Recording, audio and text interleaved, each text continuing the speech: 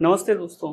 आज हम बात करने जा रहे हैं कंप्यूटर और संचार के बारे में। इस लेसन पर हम बात करेंगे टाइप्स ऑफ डेटा ट्रांसमिशन के बारे में, यानी डेटा ट्रांसमिशन के कितने प्रकार होते हैं, सिग्नल ट्रांसमिशन के बारे में और ट्रांसमिशन के तरीकों के बारे में, यानी मोड्स ऑफ ट्रांसमिशन के बारे में। कंप्यूटर और संचार का ये पार्ट 2 है। अगर आपने पार्ट 1 नहीं देखा है तो ऊपर आई बटन पर जाकर आप पहले पार्ट 1 देख लें ताकि आपको पार्ट 2 अच्छे से समझ में आए। तो चलो स्टार्ट करते हैं। पहला टॉपिक है हमारा डेटा ट्रांसमिशन के प्रकार।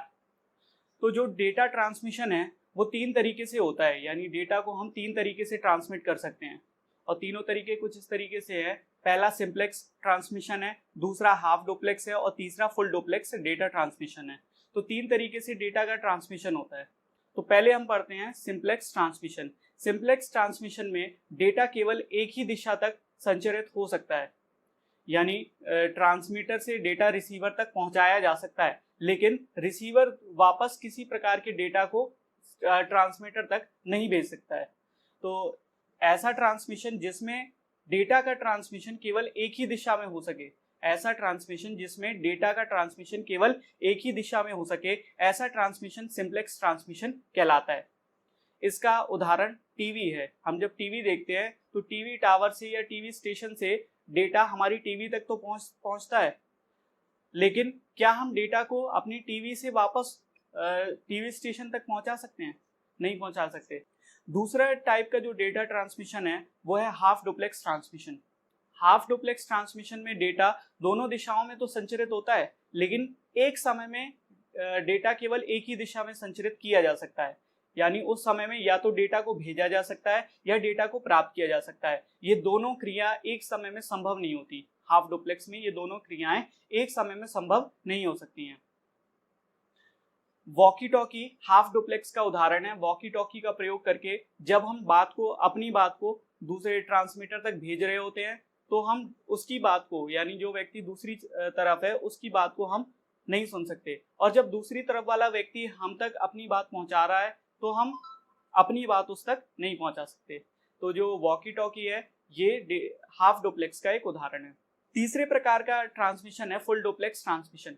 फुल डुप्लेक्स डेटा ट्रांसमिशन में डेटा दोनों ही दिशाओं में संचरित हो सकता है, यानी एक समय में डेटा रिसीव भी किया जा सकता है और एक समय में डेटा प्राप्त भी किया जा सकता है। फुल डुप्लेक्स ऐसा ट्रांसमिशन है जिसमें हम एक समय में डेटा रिसीव भी कर सकते हैं और डेटा ट्रांसमिट भी कर सकते हैं। हम फोन पर जो बात करते हैं, यानी जो टेलीफोन है, वो फुल डुप्लेक्स का एक उदाहरण है। जब हम फोन पर बात करते हैं तो हम उस समय में अपनी बात को पहुंचा भी सकते हैं और साथ ही साथ दूसरे की बात को ग्रहण भी कर सकते हैं, यानी अपने डेटा को हम ट्रांसमिट भी कर सकते हैं और डेटा को रिसीव भी कर सकते हैं।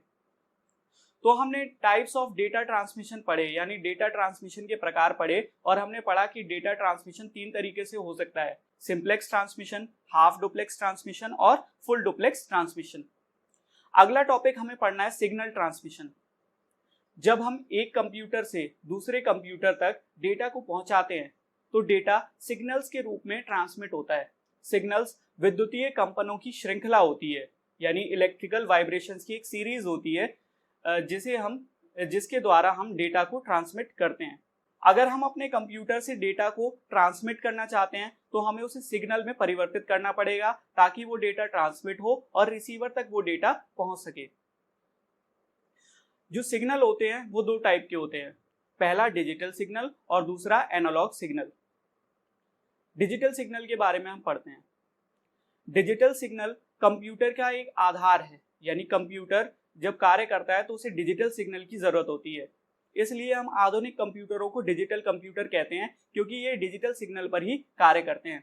डिजिटल सिग्नल की केवल 2 ही मान होते हैं, 0 और 1। इसे हम बाइनरी सिग्नल भी कह सकते हैं क्योंकि इसमें केवल 2 ही मान है, 0 और 1। डिजिटल सिग्नल में एक बात हमें ध्यान रखनी है कि डिजिटल सिग्नल का जो मान है वो एकदम से परिवर्तित हो जाता है, यानी एक मान से दूसरे मान तक पहुंचने में डिजिटल सिग्नल को समय नहीं लगता है।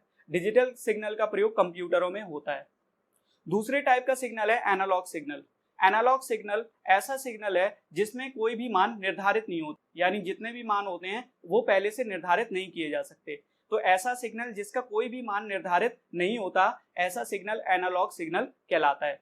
एनालॉग सिग्नल में एक मान से दूसरे मान में परिवर्तन धीमे धीमे होता है, डिजिटल सिग्नल में एक मान से दूसरे मान का में परिवर्तन तुरंत होता था और एनालॉग सिग्नल में एक मान से दूसरे मान तक परिवर्तन धीमे धीमे होता है।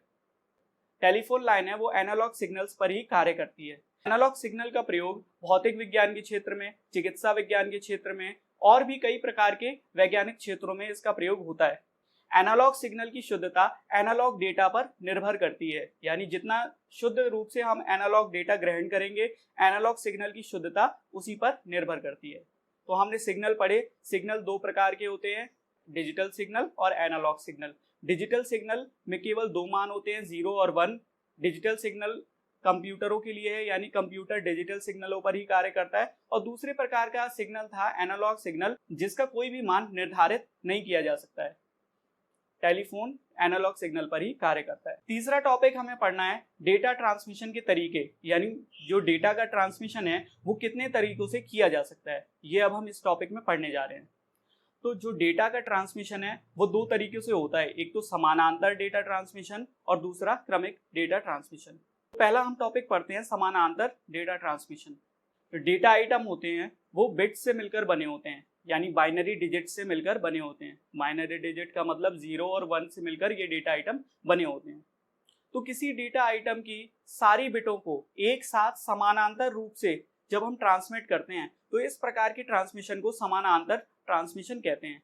यहाँ पर आप ग्राफ में देख रहे होंगे कि जो डेटा आइटम की सारी बिट्स हैं 0 और 1 के रूप में, उन्हें एक साथ समानांतर रूप से ट्रांसमिट किया जा रहा है और ट्रांसमिट करने के लिए अलग अलग तारों का भी प्रयोग हो रहा है। तो समानांतर ट्रांसमिशन में डेटा आइटम की समस्त बिटें एक साथ समानांतर रूप से ट्रांसमिट की जाती हैं। समानांतर ट्रांसमिशन बहुत तीव्र होता है क्योंकि सारी बिट्स एक साथ ट्रांसमिट होती हैं। और एक चीज और समझनी है, क्योंकि समानांतर ट्रांसमिशन में कई सारी वायर्स का प्रयोग होता है, इस कारण समानांतर डेटा ट्रांसमिशन थोड़ा सा महंगा होता है। दूसरा हमें पढ़ना है क्रमिक डेटा ट्रांसमिशन। क्रमिक डेटा ट्रांसमिशन में डेटा आइटम की सारी बिट्स को एक वायर के साथ, एक ही वायर से एक साथ प्रेषित किया जाता है और जो सारी बिट्स होती हैं वो एक बिट के पीछे दूसरी बिट इस तरीके से ट्रांसमिट होती है। यहाँ आप ग्राफ में देख भी रहे होंगे कि जो डेटा आइटम है उस डेटा आइटम की सारी बिट्स को ट्रांसमिट करने के लिए केवल एक ही वायर यूज हुआ है और सारी बिट्स एक दूसरे को फॉलो करते हुए आगे ट्रांसमिट हो रही हैं। अब क्योंकि क्रमिक डेटा ट्रांसमिशन में हम केवल एक ही वायर का प्रयोग करते हैं और एक ही वायर से सारे बिट्स को ट्रांसमिट करते हैं, तो इस कारण क्रमिक ट्रांसमिशन में डेटा ट्रांसमिशन की जो गति है वो धीमी होती है, क्योंकि सारी बिट्स एक ही वायर से ट्रांसमिट हो रही हैं। और ये समानांतर ट्रांसमिशन की अपेक्षा थोड़ी सस्ती होती है, क्योंकि इसमें कई सारे वायर्स की जरूरत नहीं पड़ती, केवल एक ही वायर का प्रयोग करके हम बिट्स को ट्रांसमिट कर सकते हैं या डेटा को ट्रांसमिट कर सकते हैं। कंप्यूटर में दो तरीके की पोर्ट्स होती हैं, एक तो पैरेलल पोर्ट यानी समानांतर पोर्ट और दूसरी होती है सीरियल पोर्ट यानी क्रमिक पोर्ट। तो दोनों पोर्ट्स का प्रयोग होता है और दोनों पोर्ट्स इसी तरीके से कार्य करती हैं, यानी समानांतर पोर्ट या पैरेलल पोर्ट समानांतर डेटा ट्रांसमिशन करती है और जो क्रमिक पोर्ट है या सीरियल पोर्ट है वो क्रमिक रूप से डेटा को ट्रांसमिट करती है। अब हमें ये पढ़ना है कि क्रमिक ट्रांसमिशन कितने प्रकार का होता है। जो क्रमिक ट्रांसमिशन है वो दो प्रकार का होता है, असिंक्रोनस ट्रांसमिशन और सिंक्रोनस ट्रांसमिशन। तो आज का वीडियो यहीं पर खत्म होता है। कंप्यूटर और कम्युनिकेशन के बारे में आज हमने काफ़ी इंपॉर्टेंट टॉपिक्स पढ़े हैं। अगर आपको वीडियो पसंद आया तो आप इसे लाइक करें और इसे शेयर करना ना भूलें। अगर आपने अभी तक चैनल को सब्सक्राइब नहीं किया है तो चैनल को सब्सक्राइब ज़रूर कर लें, ताकि आपको इसी तरीके के एजुकेशनल कंटेंट मिलते रहें। धन्यवाद।